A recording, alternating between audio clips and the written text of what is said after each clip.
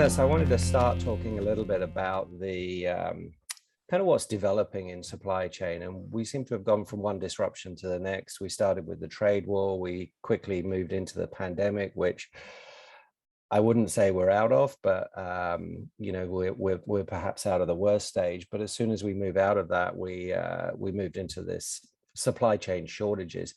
We seem to be in this position where supply chains are constantly disrupted. Are you able to redesign supply chains to cope with that disruption? And what does that mean for KATEK's strategy? Yeah. Maybe let me start with a very general remark, because you are right. I mean, we have been facing that global pandemic. We have been facing the supply chain crisis, and now we're even facing a war on European mainland. And every single one of them would have been among the worst cases for strategic thinking scenarios just 3 years ago, probably.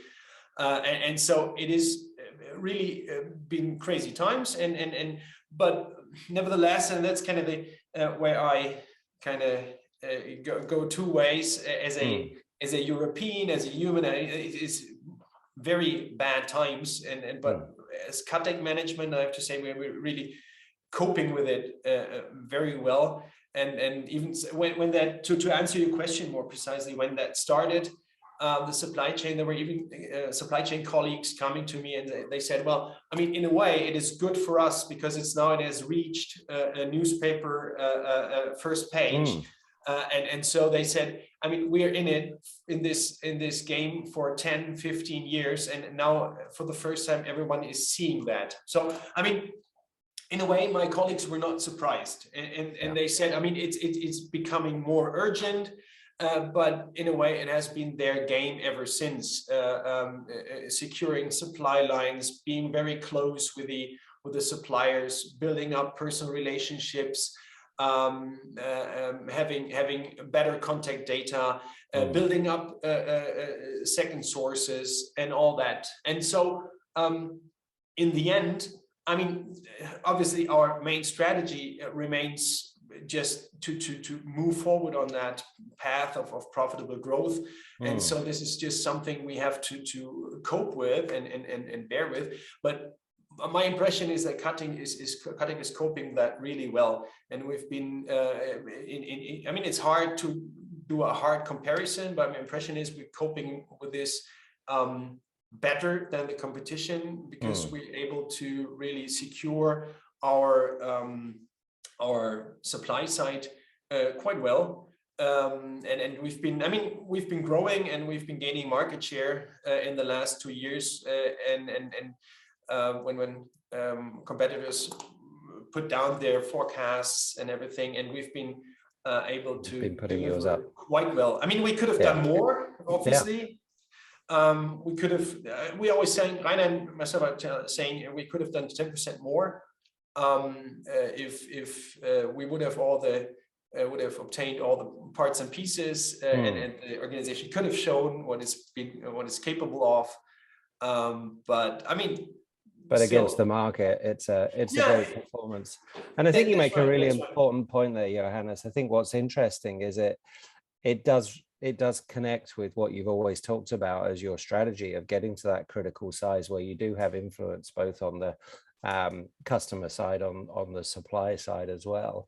But also one of the huge challenges of this current supply chain crisis is the absorption of cash. It just sucks cash out of the business because inventory is growing. So does it feel like those elements of your strategy to grow and to be so well funded have really paid dividends during the crisis?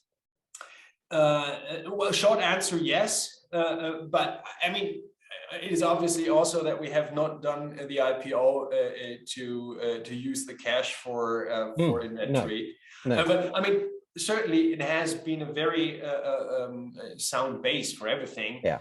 I mean, if you had the chance to look at the numbers, you see that we've been really we had to ease our working capital regime, and that has been kind of let it happen on purpose. Kind of theme, because I mean, obviously as a CFO, I don't like that, but we used the cash, and we had the cash, and we used the cash to by ability to deliver, by customer satisfaction, and yeah, I mean, and obviously we have to regain all that and drive inventories down once the crisis is going to be easing off, which I still believe is going to happen. Yeah. Do you have any visibility on time frame on that, or you're just like going quarter by quarter and hoping for the best? Well, I mean, I just don't think that there's going to be one time frame. We think that this is going to be easing off kind of category per category, and we see categories that are moving in a good direction, and others, I mean, yeah, my supply chain colleagues have escalation calls still every day, every week. Yeah, of course. So this is kind of going to be a kind of gradual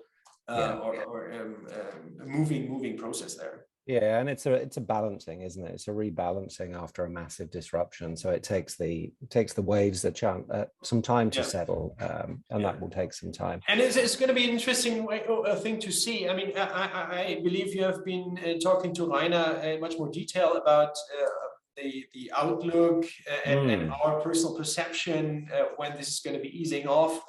And Rainer has been proposing what he told that kind of the souffle paradigm.